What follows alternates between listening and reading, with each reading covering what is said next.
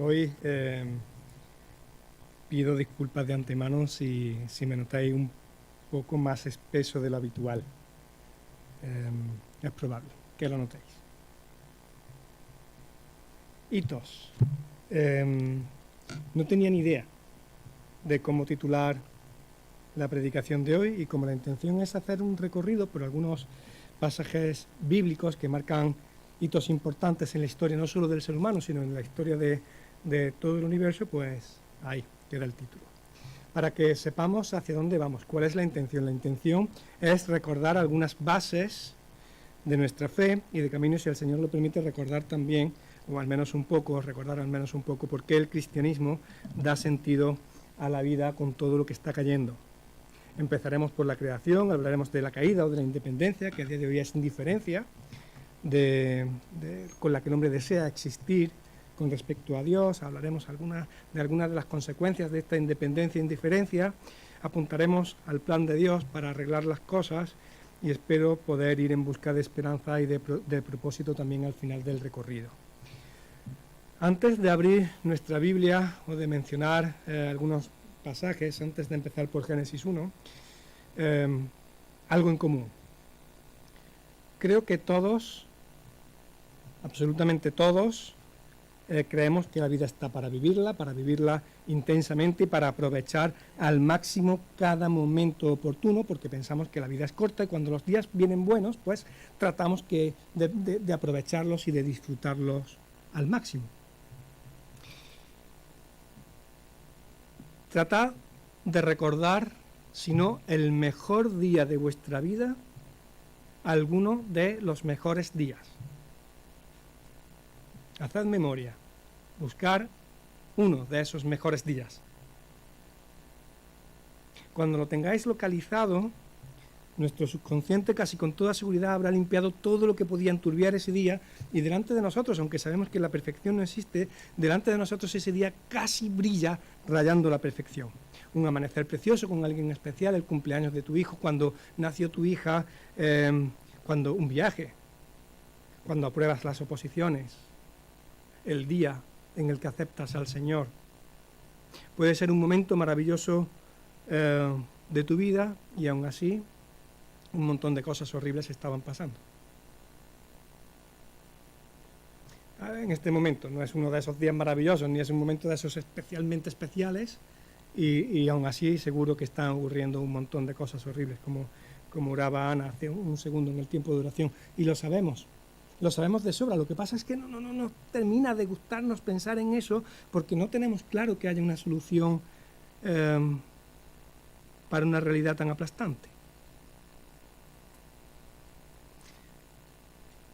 O algo va mal desde el principio, o después de ese principio algo ha fallado. Y tanto si somos creyentes como si no, llegado el momento nos podemos preguntar dónde está Dios en todo este lío. Los que hablamos de la Biblia, hablamos de un Dios ordenado. ¿Cómo es posible que haya un Dios ordenado en todo este desorden? ¿Cómo puede tener propósito o sentido la vida de las personas con el caos que nos rodea? Y nos vemos en un mundo lleno de contrastes, en un mundo lleno de belleza, de amaneceres preciosos y de familias que se quieren, que se aman, y nos vemos igualmente en un mundo en el que la naturaleza te golpea con un terremoto, te golpea con una pandemia, y en el que hay padres capaces de hacer las atrocidades que nos llegan a lo largo de la semana. O algo estaba mal desde el principio, o algo ha fallado estrepitosamente después. Y sea como sea, lo que ha fallado tanto que nos afecta a todos y que afecta a todo. Y todos, creyentes, no creyentes o creyentes en lo que sea que creamos, en el karma, en el cosmos o en la carne, creamos en lo que creamos, todos somos capaces de lo bueno, de lo malo, de lo mejor y de lo peor. Si meto a Dios en la ecuación, los problemas de este mundo ¿Son un fallo de fábrica?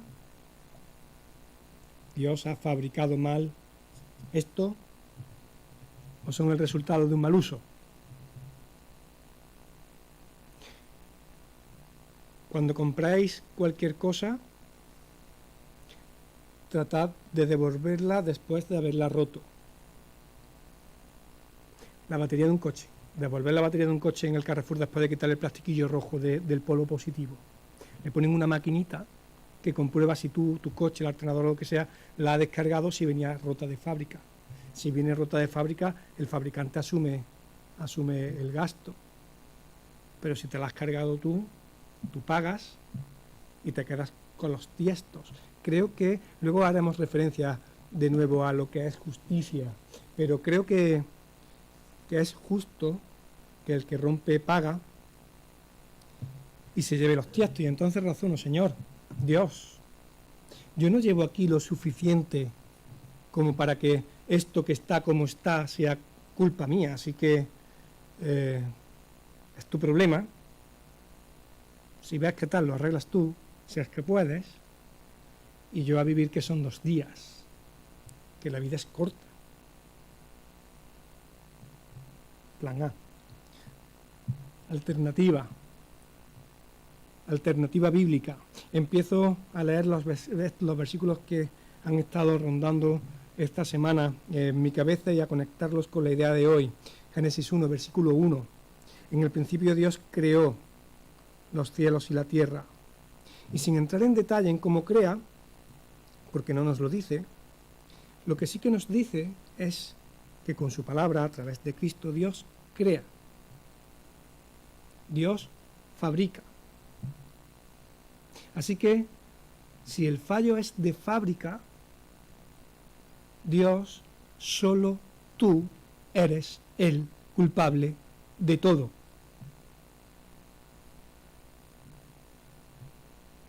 Versículo 3 y 4. Y dijo Dios, sea la luz, y fue la luz. Y vio Dios que la luz era buena. Y Dios sigue creando y sigue creando y sigue creando. Y cada vez que Dios creaba algo, Dios seguía viendo que era bueno y que era bueno y que era bueno y el fallo no aparece. Versículo 26, y dijo Dios, y aquí aparece la duda, quizás, hagamos al ser humano.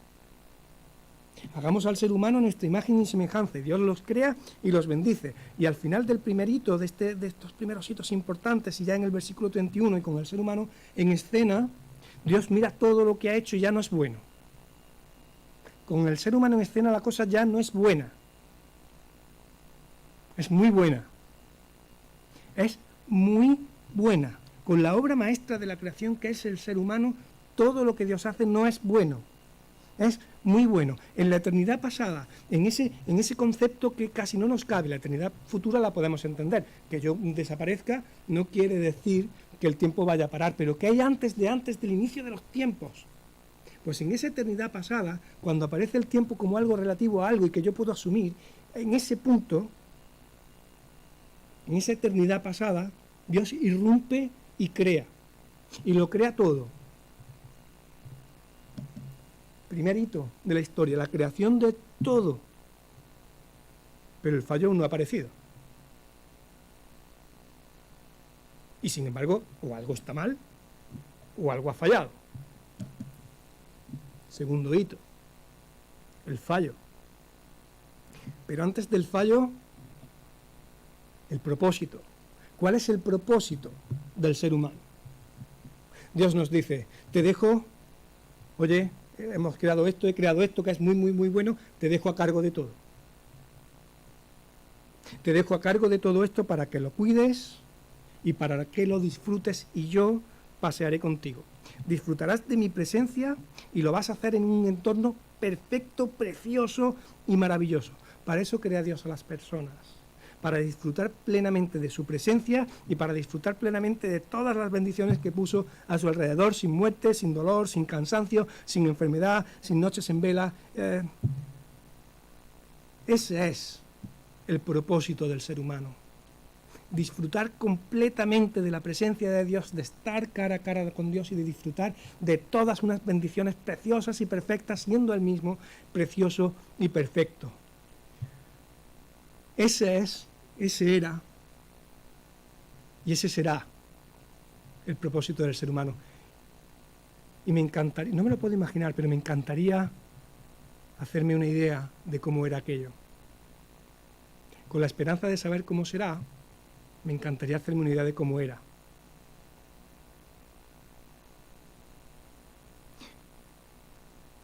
Ese es el propósito. Pero ¿y el fallo? Dios crea, no hay fallo. El propósito, el ser humano vive conforme a su propósito y la cosa está fantástica. ¿Dónde está el fallo? ¿Cuál es el fallo? Lo sabemos, Génesis 3, justo después de la escena de la frutita, justo después de que la mentira de que Dios no nos ama, de que no nos quiere, de que nos quiere privar de todas las cosas, de que no quiere lo bueno para el ser humano, justo después de que esa mentira cala en el corazón de las primeras personas, el ser humano decide que él quiere ser como Dios, que quiere ser Dios, que Dios no lo ama y que quiere ocupar el lugar que no le corresponde del creador de todo. Yo voy a ser Dios, voy a ser como Dios, no necesito a Dios para nada, me conformo con sus bendiciones y me alejo de Dios. Yo voy a ser Dios. Porque Dios no me ama. Dios no me quiere lo suficiente. Dios me quiere privar de todas las cosas. Y cuando el ser humano decide alejarse de Dios, el hombre y la mujer se dan cuenta de que la han liado y de que la han liado mucho. Y se dan cuenta de que la han liado mucho porque ellos ya no son como eran antes. Afortunadamente Dios no cambia. Dios sí sigue siendo el mismo, pero el ser humano cambió. Génesis 3, versículo 8, lo leo en la Reina Valera, me encanta, dice, y oyeron la voz de Jehová Dios que se paseaba por el huerto, como siempre, al aire del día. Dios no había cambiado, pero el ser humano, en lugar de estar en presencia y buscar la presencia y la cara del Señor, el ser humano, que sí que había cambiado después de liarla, dice, y el hombre y su mujer se escondieron de la presencia de Dios. Y Dios los llamó, versículo 9. Se me ponen los pelos de punta. ¿Qué estarían sintiendo esas personas que un poquito antes estaban disfrutando de estar cara a cara con el creador del universo para ahora andar escondiéndose de él? ¿Por qué temían? ¿De qué tenían miedo?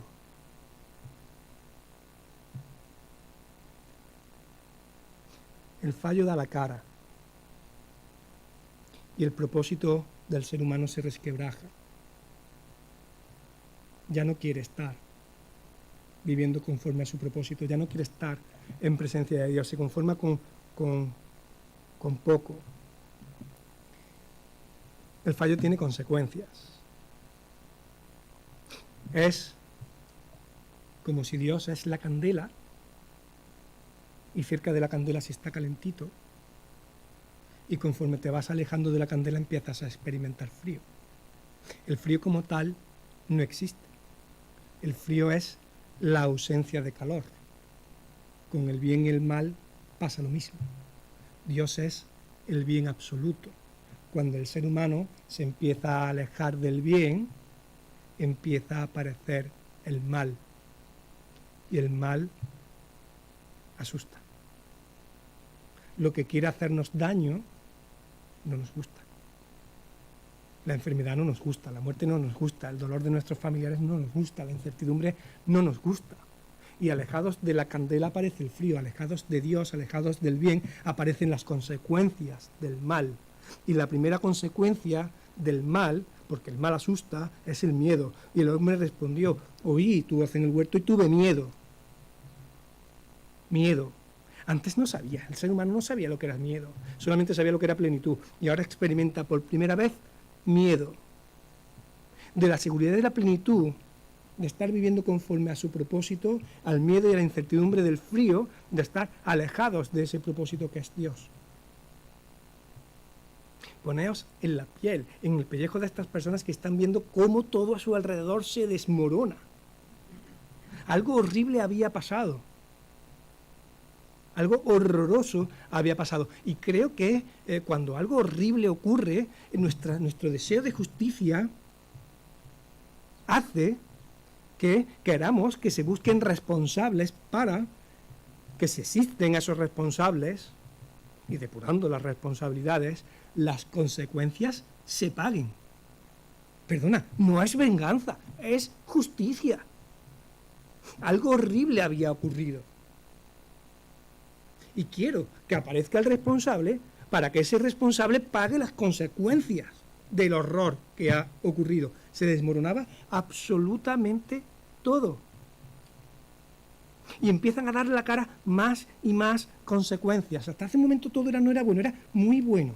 Y el ser humano disfrutaba de la presencia de Dios y disfrutaba el hombre de la mujer y la mujer del hombre y disfrutaban de la creación preciosa donde el Señor lo había puesto.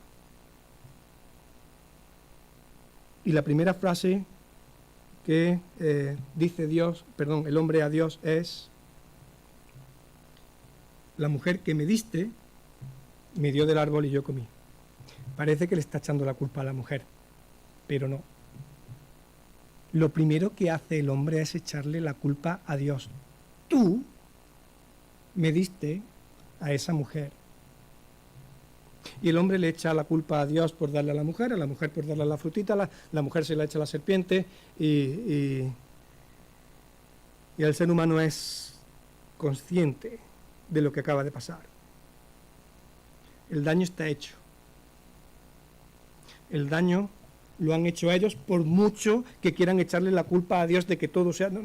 son conscientes de que el daño está hecho, son conscientes de que el daño lo han hecho ellos, le quieren echar la culpa a Dios, seguimos haciéndolo, y las consecuencias, como digo, se suceden en unos versículos feos que siguen estando vigentes.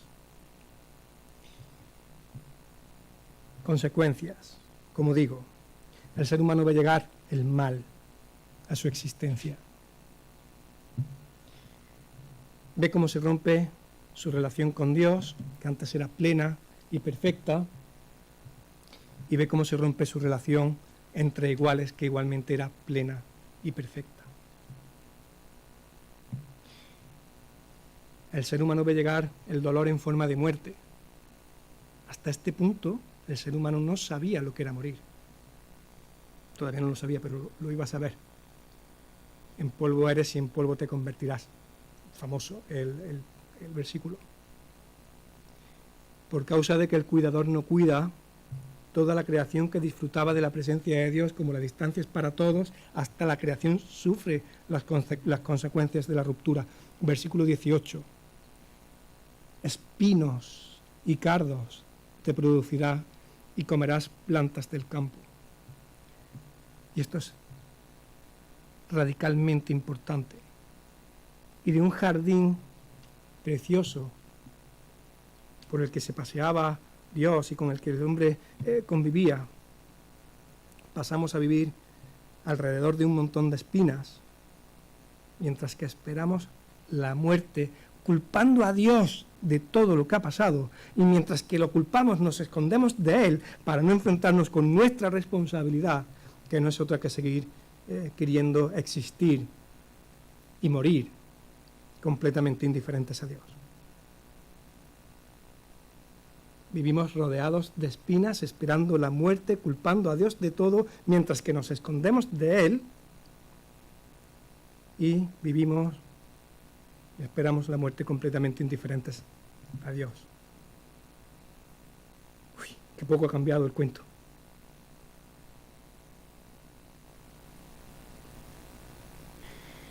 Así que el hombre se distancia de Dios, las consecuencias de su decisión aparecen, y aún así Dios no deja de amarnos, que es la mentira que nos tragamos desde el principio. Dios no te ama. Dios no deja de amarnos. Y como no deja de amarnos, en el versículo 15 del capítulo 3, Dios anuncia que habrá un rescate. Luego, un poco más adelante, aclarará que ese rescate va a consistir en salir a buscarnos y en llevarnos de vuelta a casa. Y Dios sale a buscarnos. Leo algunos versículos de este tercer hito, en esta línea en el que Dios, en Cristo, empieza a arreglar las cosas. Y cuando empieza a arreglar las cosas, una de las cosas que hace es paliar parte de las consecuencias del frío. Empieza a paliar parte de las consecuencias del fallo. Cuando el hombre, lo primero que experimenta el ser humano cuando se aleja de Dios fue miedo. Miedo. Lo primero que escuchan las personas, los pastores, cuando los ángeles le anuncian el nacimiento de Jesús es: no tengáis miedo. Precioso. Lo primero que experimenta el ser humano cuando se aleja de Dios, miedo. Lo primero que se le anuncia al ser humano cuando Dios se le acerca es: vais a dejar de temer, porque os traigo buenas noticias. Dicen los ángeles, os ha nacido un Salvador, alguien que va a arreglar las cosas, alguien que va a arreglar el fallo. No tengáis miedo. No me importa ser simplón. A lo largo de todos los evangelios, simplificando mucho, resumiéndolo muchísimo, lo que Jesús dice a lo largo de toda su vida es: yo me encargo. Porque te amo, yo me encargo. Yo pago. Yo asumo la deuda de lo que vosotros habéis roto. Oye, Juan, que me cambio por ti. Que asumo todas las deudas por si alguna vez, todavía no lo has hecho, pero por si alguna vez te da por aceptar esta ofrenda que te hago, esta oferta que te hago, este sacrificio que voy a hacer por ti. Hablaremos de arrepentimiento, sí, pero por si alguna vez te da por aceptarlo, que ya voy pagando tu fallo, porque te quiero. Siempre es un buen momento para leer los evangelios y siempre es un buen momento para hacer especial hincapié en la cruz, y que es el paso definitivo para pagar la deuda. Si por el fallo el ser humano tiene miedos, angustia, sufre la ruptura de su relación con Dios y sufre la ruptura de su relación con los demás, y hasta la naturaleza le produce cardos y espinas, y finalmente le llega la muerte, al asumir nuestro fallo y sin merecerlo, en Cristo todo esto va a caer como una losa. Todo, absolutamente todo, y sin merecerlo. Claro, oye, es que eres 100% Dios, ¿vale? Y mi fallo es de hombre. Sí. Por eso, sin dejar de ser 100% Dios decide nacer en Cristo y hacerse 100% hombre para pagar mi deuda de hombre. Y Jesús nació. Lucas capítulo 2, versículo 6. Y nació con dificultades, versículo 7, para empezar a cargar en su vida y a experimentar en su vida las consecuencias de mi fallo. Y supo lo que es pasar hambre y frío y calor, Juan capítulo 4, versículo 6, y supo lo que es estar exhausto y sin tiempo para dormir, Mateo 8, 24, supo lo que es que su familia lo rechazara, Juan 7, versículo 5, el abandono de sus amigos, Marcos 14, versículo 37, el rechazo incluso de sus amigos. Jesús, Dios, lloró, Juan 11, 35. Siendo Dios y sin merecerlo, fue brutalmente humillado. Toda la pasión, por salirme de los evangelios, Filipenses 2. Hicieron planes para matarlo, pero no encontraron nada contra él. Aun siendo 100% hombre como era 100% Dios, él no falló. Así que tuvieron que acusarlo y condenarlo injustamente, y al final lo mataron de la forma más cruel que podemos imaginar. Os animo a investigar acerca de, médicamente, acerca de la cruz. Tremendo. La cruz es tremenda. Si en toda su vida Dios, en Cristo, experimenta las consecuencias del fallo, en la cruz lo va a cargar definitivamente. En la cruz sufre las consecuencias de la ruptura del ser humano con el ser humano, y es golpeado por otros, es humillado por otros, es expulsado de la ciudad como símbolo del rechazo de todos, como si fuera un criminal. Sufre las consecuencias de la ruptura del ser humano consigo mismo. Antes de morir, experimenta lo que ninguno de nosotros, si aceptamos el pago, tendrá que experimentar jamás, que es la completa ausencia de Dios, con ese versículo quizá de los más famosos, ese Dios mío, ¿por qué me has abandonado? Y aunque puedo equivocarme, no puedo dejar de ver el simbolismo de la corona de espinas que carga también en sí mismo todas las consecuencias de la caída en la creación, y cardos y espinas te producirá. Finalmente, carga sobre sí mismo la muerte. Jesús lo carga todo, absolutamente todo, y absolutamente todos necesitamos que lo hiciera. Como el fallo no era suyo, el fallo no pudo retenerlo. Hechos 2, versículo 24. Y con aquel hecho históricamente más pesado que cuestionable, con aquel hecho histórico, con la resurrección, Jesús ratificaba que todo lo de antes era verdad. Que es y sigue siendo Dios, está vivo, que vino a salvar y que tenía el poder para hacerlo. Es una locura. Recuerdo mi época de sobrado moral, en la que no necesitaba en absoluto esta locura de mensaje. Sin embargo, sí que caló en mí cuando, conforme cumplí años y no tantos, empecé a reconocerme imperfecto y fallón, y sin embargo no me resignaba a seguir fallando. Y creo que esto es fundamental. El mensaje del Evangelio no es para los perfectos, sino para los que se reconocen día a día imperfectos y necesitados de salvación. No sé si me he alargado mucho.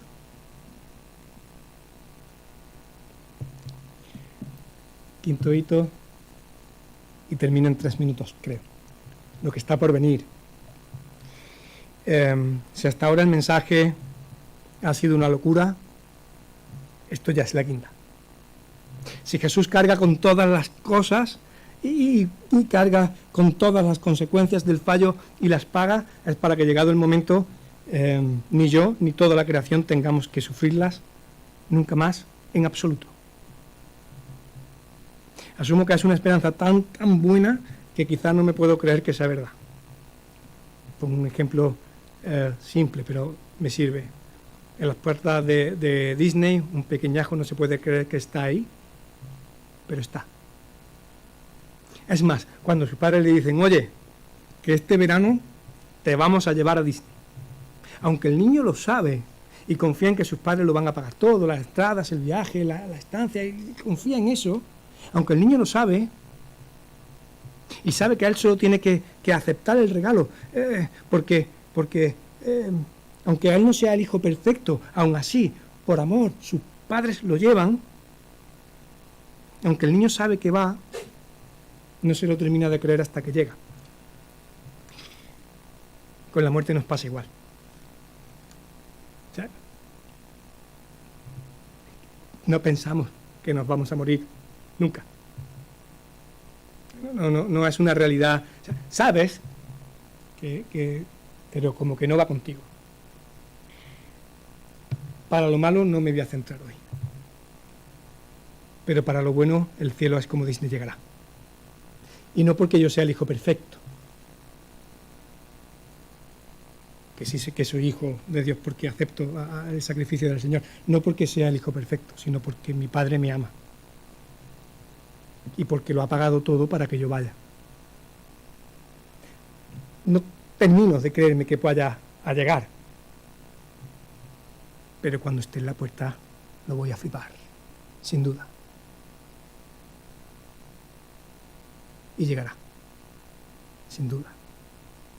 Y con respecto al propósito, porque el quinto hito está muy bien, con respecto al propósito, si es una torpeza vivir solo con los ojos en el cielo, intentando levitar por este mundo y tirando días a la basura, porque total, como vamos a Disney, pues todo lo demás no es importante. Si es una torpeza tirar días a la basura, también es una torpeza vivir solo con los pies en el suelo y sin mirar hacia el cielo para ver a un Dios que se entrega por nosotros y que nos permite colaborar con su plan en lo que nos rodea y en nosotros mismos.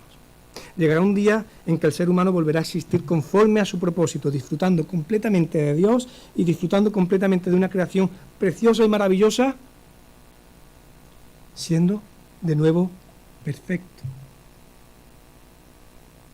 Y uno de los propósitos de la vida para el ser humano es permitir que el Espíritu Santo actúe en nosotros y que cada día seamos un poquito más la persona que seremos cuando llegue ese momento. Qué precioso es, con mi mujer discuto como cualquier hijo de vecino, qué precioso es ver cómo Dios actúa en ella, ver cómo Dios va transformándola y hacerme una idea de cómo va a ser cuando llegue a ese momento, cuando sea perfecta y completamente preciosa, que casi, pero todavía no. Qué precioso ese propósito de ser transformados conforme a la persona que seremos, pareciéndonos cada día un poquito más a Cristo. Y qué precioso que el Señor nos permita colaborar a día de hoy en todo lo que nos rodea para minimizar las consecuencias del fallo, haciendo que este sitio en el que vivimos cada día se parezca un poquito más a lo que será cuando Él vuelva. Minimizando dolor, minimizando enfermedad, minimizando violencia, haciendo que esto sea cada día un poquito mejor. Con los ojos en el cielo, pero con los pies en el suelo. Dejemos de vivir por inercia y demos gracias al Señor por este privilegio. Y que el Señor obre en nuestra vida y en nuestro corazón y que nos dé sabiduría y discernimiento para ver dónde, cómo y cuándo quiere que colaboremos con Él por la acción de su Espíritu Santo, para que su Espíritu Santo obre en mí, pero también en todo lo que nos rodea. Que no nos conformemos y que tengamos una fe activa. Así sea.